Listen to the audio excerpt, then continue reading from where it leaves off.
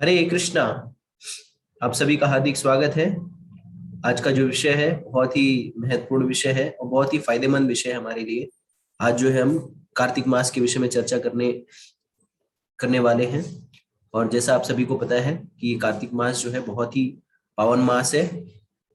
और इसके विषय में जो है बहुत सारे लोगों के बहुत सारे प्रश्न थे, उनका निराकरण करने हेतु कि कार्तिक मास की महिमा क्या है, कार्तिक में क्या करना चाहिए, कार्तिक में क्या खास है, इसके विषय में जो है आज हम संक्षेप से जानेंगे। और ये मास जो है बहुत ही, जैसे कहते नहीं है, एक ऑफर, जैसे आजकल जो है बहुत सारे सेल चल रहे होते हैं, या दिवाली के समय या इस महीने में जो है, जिसमें क्या कहा जाता है, एक लीजिए एक पे दो फ्री फ्री पाइए। और तरह तरह के जो डील्स आते रहते हैं, उसी तरह से जो हमारे 12 मास है उसमें से ये महीना जो है वो भक्तों के लिए एक डील लेके आता है, जिसमें हम जितनी भी भक्ति करेंगे, जितना भी यज्ञ करेंगे, जितना भी दान करेंगे, जितना भी तपस्या करेंगे, सारे सारे कुछ का जो है हमें 1000 गुने से अधिक में उसका परिणाम मिलता है। और ये कार्तिक मास को हम दामोदर मास भी कहते हैं।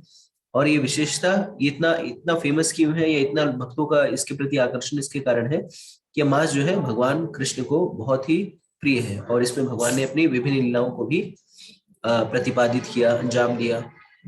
और इसलिए कार्तिक मास जो है भगवान का एक प्रकार से, भगवान इसमें बहुत ही भक्त वत्सल होते हैं, इसमें बहुत ही कृपा जो है, वैसे तो सदैव वो कृपा बांटते रहते हैं, लेकिन इस मास में जो है विशेष रूप से जो है भक्तों के लिए एक एक विशेष छूट आती है, जहाँ पे भगवान जो है अपनी कृपा की निरंतर वर्षा करते रहते हैं। तो स्कंद पुराण, पद्म पुराण के उत्तरखंड में वर्णन आता है, भगवान कहते हैं कि सभी पौधों में से पवित्र तुलसी मुझे सबसे प्रिय है, सभी महीनों में कार्तिक मुझसे सबसे प्रिय है, और सभी तीर्थों में द्वारका मुझे सबसे प्रिय है, और सभी दिन में एकादशी मुझे सबसे प्रिय है।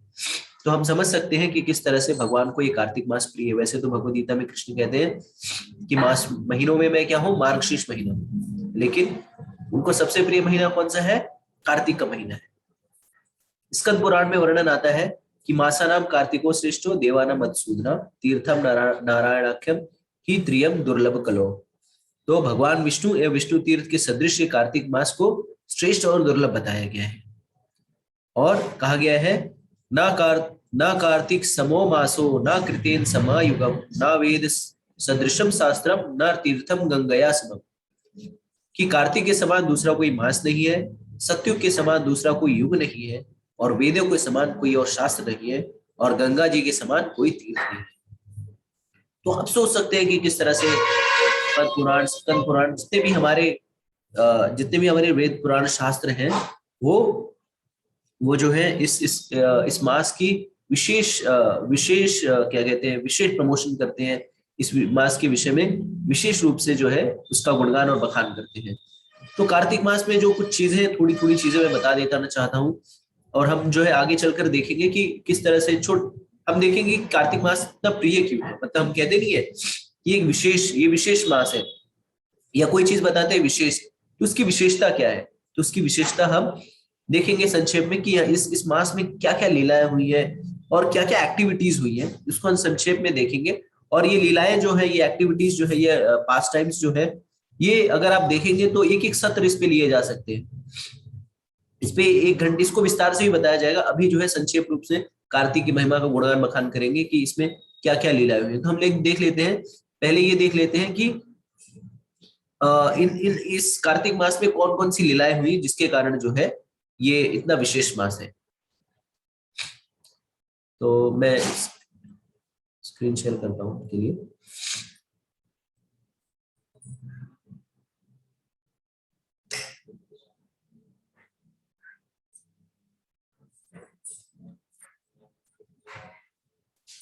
तो आप देख सकते हैं कि ये कार्तिक मास 2021।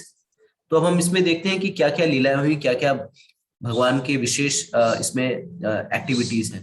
तो कार्तिक मास की शुरुआत जो होती है वो शरद पूर्णिमा से होती है। तो शरद पूर्णिमा वो पहला दिन होता है, जो फुल मून जो है, आप देख पा रहे होंगे चित्र में कि किस तरह से जो है पूर्ण चंद्रमा जो है दिख रहे हैं, और यहाँ पे कृष्ण जो है अपनी गोपियों संग रास रचा रहे हैं। तो शरद पूर्णिमा ही वो दिन है, कार्तिक मास की शुरुआत जिस दिन होती है उसी दिन जो है ये भगवान की रासलीला, भगवान ने रासलीला जो है भगवान ने रासलीला की थी, और जहाँ पे कैसा कहा जाता है कि मिलियंस ऑफ गोपियां, मतलब लाखों की संख्या, लाख या करोड़ों की संख्या में गोपियां थी, और भगवान जो है उन्होंने अपने आप को करोड़ों की संख्या में जो है एक्सपैंड किया, विस्तार किया, और उन सारी गोपियों के साथ उन्होंने रास नृत्य किया।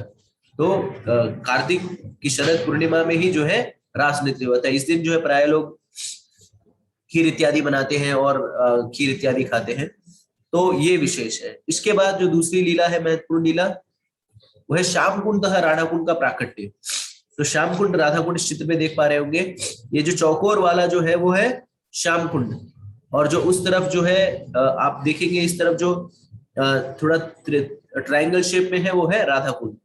तो कार्तिक मास में ही श्याम कुंड तथा राधा कुंड का प्राकट्य भी हुआ है। तो ये इस तिथि को क्या कहते हैं, बहुलाष्टमी। ऐसा वर्णन आता है, ऐसा बताते हैं कि ये जो राधा कुंड श्याम कुंड है, ये गोवर्धन की तलहटी पे है, और ये कौन से ग्राम में है, अरिष्ट ग्राम में है। तो ये वही जगह है जहां पे भगवान ने अरिष्टासुर नामक असुर का वध किया था। चूंकि भगवान ने अरिष्टासुर नामक असुर का वध किया था इस ग्राम में, इसके लिए एक दिन क्या होता है, राधा, जब अरिष्टासुर का वध हो गया तो कृष्ण ने, राधा रानी और उनकी सखियों ने कृष्ण को कहा, चूंकि तुमने क्या है, गौ हत्या की है। अरिष्टासुर भले ही बैल, जैसे आपको पता होगा कि अरिष्टासुर जो है किसके फॉर्म में आया था, बैल के फॉर्म में आया था, तो वो गोवंश हुआ। तो तुमने गोवध किया है, इस कारण से हम तुम्हारा संग नहीं करेंगे, तुम्हारे साथ नहीं रहेंगे। और अगर तुम्हें इस पाप से छुटकारा पाना है तो क्या करना है, इस पाप से छुटकारा पाना है तो जाओ सभी तीर्थों में स्नान करके वापस आओ, तब जाके तुम्हारा पाप धुलेगा, क्योंकि ने गाय की हत्या की है।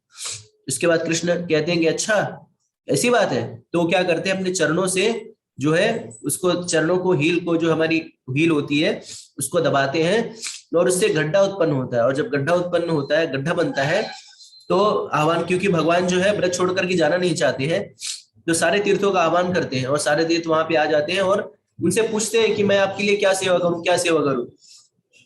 तो भगवान कहते हैं कि आप लोग सब इसी कुंड में निवास करो, और सारे सारे जो तीर्थ थे, नदियां थी, सब जाकर के उसी में निवास करने लगे। और जो कुंड बना वो क्या बना,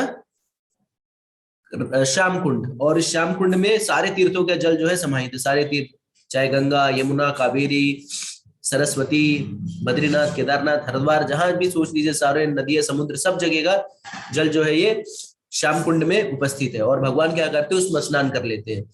उसके बाद जब स्नान कर लेते हो तो कहते हैं, देखो मैंने तो स्नान कर लिया और मेरे पाप तो धुल गए गौ हत्या के, लेकिन अब तुम लोग जो है इस पाप के भागी बन गए। क्यों? क्योंकि तुमने क्या है, भले ही वो अरिष्टासुर जो था गोवंश के रूप में आया था, लेकिन वो राक्षस था, और तुमने अब राक्षस का जो है संग किया, या राक्षस के पक्ष लिया, इसके लिए सारा पाप अब तुम्हारे ऊपर चढ़ गया। अब तुमको अब इस पाप से छुटकारा पाना है।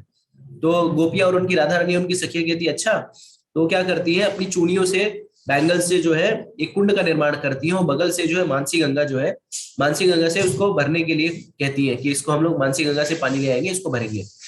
लेकिन तभी जो है सारे तीर्थ जो है वहां पे उपस्थित होते हैं, और राधा कृष्ण से आज्ञा लेकर के उस राधा कुंड में भी वो निवास करते हैं। इस तरह से श्याम कुंड तथा राधा कुंड का प्राकट्य होता है। लीला कथा जो है बहुत विस्तार से है, इसको हम जो है आने वाले समय में जो है एक एक करके एक विशेष सत्र लेंगे इसके विषय में, जहां पे हम लोग इसको विस्तार से पूरी लीलाओं का श्रवण करेंगे। इसके बाद जो विशेष लीला होती है कार्तिक महीने में, वो है धनतेरस की। तो धनतेरस को प्राय जो है लोग क्या सोचते हैं, लक्ष्मी जी का, क्योंकि धन इसमें शब्द आता है, धन शब्द का प्रयुक्त होता है, इसके लिए सब सोचते हैं कि लक्ष्मी जी का पूजन करना चाहिए। और सारे लोग क्या करते हैं, लक्ष्मी जी का पूजन धनतेरस के उपलक्ष्य में करते हैं। लेकिन धनतेरस के दिन जो है भगवान के एक विशेष अवतार का भी अवतरण हुआ है, वो है धन्वंतरी भगवान। तो धन्वंतरी भगवान क्या है, एक प्रकार से उन्होंने ही आयुर्वेद या सारी जड़ी बूटियों को मंथन करके भगवान धनतेरस, धन्वंतरी भगवान जो है भगवान विष्णु के अवतार है। और इनका अवतरण कब हुआ था, जब समुद्र मंथन की लीला हुई थी, सुर और असुर के मध्य में जब समुद्र मंथन हुआ था, तो धन्वंतरी भगवान ही जो थे वो लेकर के प्रकट हुए थे, अमृत लेकर के प्रकट हुए थे। तो धनतेरस के दिन धन्वंतरी भगवान का धन्वंतरी अवतार भी हुआ था, जो कि कार्तिक महीने में आता है। चौथी जो विशेष लीला है वो है नरक चतुर्दशी की। तो नरक चतुर्दशी वो दिन है जिस दिन भगवान ने अपने ही पुत्र नरकासुर का वध किया था। तो नरकासुर कौन है, तो नरकासुर जो है भगवान का पुत्र है, और भगवान की पत्नी धरती उनकी माता है। तो जैसे हम कहते नहीं कि अगर अच्छे घर का भी बच्चा हो और अगर वो कुसंग में हो जाए तो क्या होगा, वो गलत आदत सीख लेगा। उसी तरह से ये नरकासुर जो था वो भगवान का ही पुत्र था, लेकिन फिर भी वो गलत व्यक्ति भौमासुर के चक्कर में पड़ गया, भौमासुर के संग में पड़ गया। इसके लिए वो भगवान से उसने झगड़ा कर लिया और उसने क्या किया, इंद्र की माता का जो है कर्णफूल जो है चुरा लिया, विष्णु जी का छाता चुरा लिया। इस तरह से उसने तरह तरह का गलत व्यवहार किया और फिर भगवान को जाकर के उसका वध करना पड़ेगा। तो आज ही के दिन जो है, आज मतलब ये नरक चतुर्दशी के दिन जो कि कार्तिक में ही आता है, उसी दिन जो है भगवान ने नरकासुर का वध किया। इसके बाद दिवाली, जो हमारी दिवाली होती है उस दिन, ये इस कार्तिक महीने को दामोदर महीना भी कहा जाता है और उसी दिन जो है दामोदर लीला भी हुई। दामोदर लीला में ये जो है बहुत विस्तार से हम इसको देखेंगे। तो दामोदर लीला में भगवान क्या करते हैं, भगवान क्रोध में आकर के माता के द्वारा बनाई गई सारी दूध की हांडियों को तोड़ देते हैं, मक्खन की हांडियों को तोड़ देते हैं और मक्खन खुद तो खाते ही है, वानरों को भी खिलाते हैं। और जब माता को ये पता चलता है, माता क्या करती है, अपने पुत्र को दंडित करने के लिए उन्हें दौड़ाती है। कृष्ण जो है आगे आगे भाग रहे होते हैं, माता पीछे पीछे, और फिर अंतुतगत्वा जो है माता के प्रयास को देख करके भगवान जो है बहुत ही आनंदित होते हैं और माता के द्वारा जो है पकड़े जाते हैं। फिर माता जो है उनको उखल में बांधती है और ये लीला जो है दिवाली के दिन ही हुई थी। और चूंकि भगवान का नाम जो है हर लीला को ही और इंगित करता है, इसलिए भगवान का एक नाम है दामोदर। दामोदर का अर्थ है, दाम का अर्थ होता है रस्सी, और जो उदर में बांधी जाए, तो चूंकि रस्सी जो है भगवान के उदर में बांधी गई, इसलिए ये लीला जो है दामोदर लीला कही जाती है। ये दिवाली के दिन हुई है, ठीक है। और इसके विषय में जो है सत्यव्रत मुनि ने बहुत ही अच्छे से दामोदर अष्टकम जो है प्रार्थनाएं लिखी है, उसको भी हम लोग अवलोकन करेंगे। तो इस दिन जो है भगवान की इस मास में जो है दामोदर लीला भी हुई, जिसमें भगवान को माता ने जो है उदर में बांधा। तो ये भी दर्शाता है कि कार्तिक महीने में भगवान जो है अपने भक्तों के द्वारा बांध लिए जाते हैं, कैसे, उनके प्रेम के द्वारा। फिर इसी दिन जो है दीपावली, इसी महीने में जो दीपावली भी आती है। दीपावली वो दिन है जब परम पुरुषोत्तम भगवान श्री रामचंद्र जी लंका से जो है सीता मैया को लेकर के वानर सेना के साथ वापस आते हैं और रावण का वध करके।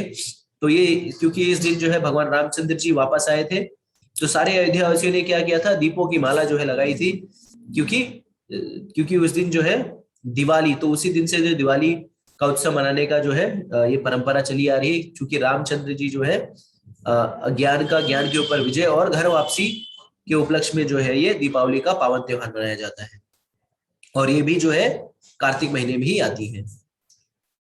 इसके बाद गोवर्धन पूजा।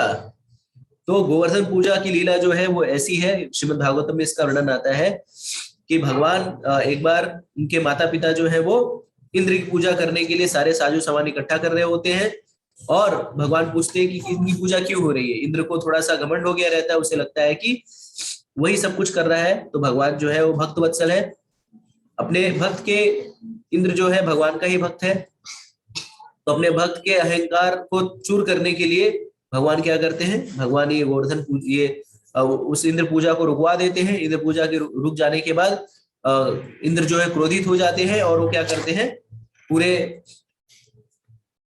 पूरे पूरे क्या कहते, पूरे व्रज में जो है, पूरे व्रज में वर्षा करते हैं और संवर्तक बादल को बुलाते हैं, जो कि प्रलय के सामने आते हैं। प्रलय के समय जिनको आह्वान किया जाता है, और पूरे गोवर्धन में बाढ़ आ जाती है और सारे लोग जो है भयभीत हो जाते हैं। भगवान क्या करते हैं, 5 वर्ष की आयु में छोटे से बालक जो है अपने कानी उंगली की नख पे जो है गोवर्धन पर्वत को उठाते हैं 7 दिन 7 रात तक। और ये जो है ये बहुत ही भगवान, जैसे श्रील प्रभुपाद जी का बार बार कहते हैं कि भगवान वो होते हैं जो कभी भी आते हैं तो अति मानवीय कार्य करते हैं। तो इस तरह से वो 7 दिन 7 रात तक पूरे गोवर्धन पर्वत को उठा करके पूरे ब्रजवासियों को, जो उनके भक्त हैं, उनका संरक्षण करते हैं। तो भगवान भगवद गीता में कहते हैं, अन्यास चिंतयन्तो माम ये जना पर्युपास्ते तेषां नित्ययुक्तानां योगक्षेम महाम्यम। तो भगवान जो है अपने भक्तों का योगक्षेम करते हैं और वो किसी भी हद तक जो है अपने भक्तों को संरक्षण देने के लिए जा सकते हैं। इसके बाद इसी महीने में जो है गोपाष्टमी भी आती है।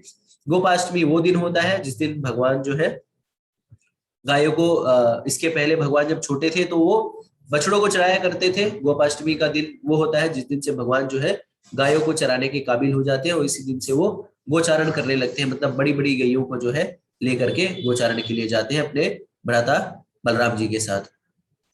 इसके बाद इसी दिन जो है देव इसी इसी महीने में जो देव उठनी एकादशी आती है। देव उठनी एकादशी वो दिन है जब चातुर्मास की समाप्ति पे भगवान विष्णु जो है वो उठते हैं। और ये जो एकादशी है वो बहुत ही इसी दिन से जो है जो वैसे तो ये चातुर्मास जो है बहुत ही पावन महीना है, इसमें बहुत भक्ति भाव जितना भी हम करते हैं उतना भी बहुत लाभदायक होता है। लेकिन प्राय लोग जो है कुछ लोग जो है वो चातुर्मास में कोई काम नहीं करते, शादी इत्यादि ऐसा कहते हैं, कहा जाता है कि शादी वगैरह जो है या कोई भी पुण्य काम जो चातुर्मास के बाद होना चाहिए। तो ये देव उठनी एकादशी से जो है जो तथाकथित स्मार्त स्मार्त लोग होते हैं वो अपने जो अपने जो है जो सो कॉल्ड अच्छे कार्य है उसको स्टार्ट करते हैं। और इसी दिन जो है वो 4 महीने की नींद के बाद भगवान जो है वो उठते हैं इसी देव उठनी एकादशी को। और सबसे लास्ट तुलसी विवाह, तो इसी महीने में जो है तुलसी तुलसी शालिग्राम विवाह भी होता है। और तुलसी शालिग्राम विवाह की कथा ऐसी है कि तुलसी जी के जो हस्बैंड वृंदा के जो हस्बैंड थे उनका नाम था जलंधर, और जलंधर इतने शक्तिशाली हो गए थे और इतने शक्तिशाली हो गए थे उनको कोई हरा नहीं पा रहा था। और उनके शक्ति का क्या कारण था? उनकी शक्ति का कारण था उनकी पत्नी का सती होना या पतिव्रता होना। और इस कारण से वो पूरे विश्व में उसने आतंक मचा रखा था। भगवान क्या करते हैं, जलंधर का रूप लेकर के वृंदा देवी के पास जाते हैं और उनके सतीत्व को भंग करते हैं। और जैसे सतीत्व को भंग करते हैं यहाँ पे वहां पे जलंधर की हत्या हो जाती है, मार दिया जाता है जलंधर। और तुलसी जी इतने क्रोधित होती है कि श्राप दे देती है कि तुमने इस तरह से जो है मेरे पति का वध कराया और तुम इतने कठोर हो, तुरंत ही जो तुम पाषाण बन जाओ। और फिर भगवान वहीं पे पाषाण का रूप लेते हैं जो कि शालिग्राम से विख्यात हुआ। और भगवान जो है तुलसी की पतिव्रता और उसके जो है तप पे इतने मुग्ध हो जाते हैं, उनसे कहते हैं कि मैं तुम्हें जो है अखंड सौभाग्यवती का जो है वो मिला है तो मैं तुमसे जो है विवाह करूंगा। और उस तरह से तुलसी का विवाह जो है भगवान शालिग्राम से होता है। तो आप सोच सकते हैं कि इतनी सारी लीलाएं हैं, इतने सारे पास टाइम्स है इस विशेष महीने में। तो कितना कितना इंपॉर्टेंट ये महीना होगा कि इतने सारे एक्टिविटीज हुई है। ठीक है, तो हमें चाहिए कि इन जो है इन लीलाओं को हम आगे चल करके जो है विस्तार से उसका डिस्कशन करेंगे, एक एक सेशन लेंगे हर एक लीलाओं को डिस्कस करने के लिए। ठीक है, लेकिन कुछ छोटी बातें हैं जो इस कार्तिक महीने में हमें करनी चाहिए। वो ये है कि हमें कार्तिक महीने में जो है भगवान को दीपक जलाना चाहिए। तो प्रतिदिन जो है अगर आपके पास जैसे प्राय भक्त लोग क्या करते हैं, दामोदर लीला को करके फ्रंट में रख के दामोदर अष्टकम पाठ करते हैं और भगवान को दिया दिखाते हैं। तो अगर कोई दिक्कत नहीं है, अगर दामोदर की विग्रह फोटो नहीं है तो आप राधा कृष्ण को ही जो है प्रतिदिन जो है आप दिया दिखा सकते हैं। और शास्त्रों में ऐसा वर्णन है कि अगर कोई कार्तिक महीने में दिया अगर जलाता है तो अगर उसे ना मेरू पर्वत के जितने भी पाप किए हो तो भी जो है वो पाप जो है जल करके भस्म हो जाते हैं। अगर कार्तिक मास में कोई दिया दीपक अर्पित करता है तो उसे अश्वमेध यज्ञ करने का फल प्राप्त होता है। और अगर कोई कार्तिक मास में भगवान को दिया जलाता है तो उसे जो है हजारों युग के बराबर अगर उसने पाप किए हैं वो भी नष्ट हो जाता है। तो आप सोचिए कि अगर हम लोग सारे लोग पापी हैं, अगर है तो आप बता सकते हैं चैट बॉक्स में। तो अगर हमें सबको पाप नष्ट करना है, भक्ति में आगे बढ़ना है, तो हमें क्या करना चाहिए? प्रतिदिन जो है भगवान के समक्ष जो है दिया जलाना चाहिए, भगवान को जो है दिया अर्पण करना चाहिए। और ये कार्तिक महीना बहुत ही इंपोर्टेंट महीना है, तो इसमें हम जो भी जप करेंगे, साधना करेंगे, भक्ति के 1000 गुना में बढ़ जाएगा। तो हमें क्या करना चाहिए? प्रतिदिन भगवान के पवित्र नामों का जप करना चाहिए अधिक से अधिक। हरे कृष्णा कृष्णा कृष्णा हरे हरे, हरे राम राम राम हरे हरे। यथा संभव हमें भागवतम, भगवत गीता इत्यादि जो ग्रंथों का ज्यादा से ज्यादा अध्ययन करना चाहिए। प्रयास करना चाहिए कि हमें भगवान को अर्पित भोजन ही मिलाए, भगवान को अर्पित प्रसाद ही खाए, कृष्ण प्रसाद ही ग्रहण करें। और हम क्या करें? प्रतिदिन तुलसी महारानी का भी प्रतिदिन हम पूजा अर्चना कर सकते हैं, इसमें दीपदान उनको भी दिखा सकते हैं। और प्रतिदिन जो है भगवान को कुछ ना कुछ अच्छे पकवान भोग लगाए और दैनिक जीवन में ब्रह्मचर्य और तपस्या का पालन करें। तो इस तरह से जो कार्तिक मास का हम पालन करेंगे तो भगवान जो है भगवान की हमें बहुत ही कृपा प्राप्त होगी, हम बहुत ही लाभान्वित होंगे। और ये 0 इनपुट और मैक्सिमम आउटपुट का महीना है। तो आप लोग से अनुरोध यही है कि आप ज्यादा से ज्यादा जो है भगवान की भक्ति करें। और सबसे इंपॉर्टेंट विषय वस्तु है इस महीने में जो भी दान हम करते हैं जो भी चैरिटी हम देते हैं वो जो है हजारों लाखों गुना में जो है कन्वर्ट करके आपको मिलती है। तो अगर आप चाहते हैं तो आप हमें इस्कॉन इंडिया में हेल्प कर सकते हैं। हम लोग जो है प्रयास ये है कि इस महीने जो है हर प्रतिदिन जो है अयोध्या वासियों को, धाम वासियों को, हजार हजार धामवासियों को जो प्रतिदिन खिचड़ी प्रसाद जो है वितरण करना चाहते हैं, करना चाह रहे हैं। तो अगर आप इसमें सहयोग देना चाहते हैं स्पॉन्सरशिप करके, तो हमें कर सकते हैं। तो ये सारा धन जो है आपके निमित्त जो है धामवासी को ये भोजन के रूप में, भोजन प्रसाद के रूप में वितरित कर दिया जाएगा। ठीक है, तो आप लोग इस कार्तिक महीने का लाभ उठाइए। इन सारी चीजों को देखिए, देखिए किस तरह से इतनी सारी लीलाएं हुई है, इतने सारे जो है पास टाइम्स है, और अनगिनत जो है भक्त इसका लाभान्वित। भक्त जो है प्राय वृंदावन जाते हैं, अयोध्या जाते हैं, द्वारका जाते हैं, कार्तिक मास पे जा करके वो अपने आप को रिचार्ज करना चाहते हैं। तो आप, जरूरत नहीं है कि आप वृंदावन नहीं जा पाए या अयोध्या नहीं जा पाए या नहीं जा पाए तो आप इसका लाभ नहीं उठा सकते। आप जहां कहीं भी हो वहीं पे आप हरिनाम का जप करिए। हरे कृष्णा कृष्णा कृष्णा हरे हरे, हरे राम राम राम हरे हरे। भगवद गीता भागवतम का अध्ययन करिए और प्रतिदिन जो है भगवान को दिया जलाइए। इस तरह से आपको कार्तिक का पूरा लाभ मिलेगा। ठीक है, आप लोग से अनुरोध है आप इसका पालन करेंगे। यहीं पे हम सत्र को समाप्त करते हैं। कार्तिक मास की जय। परम पुरुषोत्तम भगवान श्री कृष्ण की जय। जगत गुरु श्री प्रभुपाद की जय। गुरु श्री गुरुदेव की जय। हरे कृष्णा कृष्णा कृष्णा हरे हरे, हरे राम राम राम हरे हरे।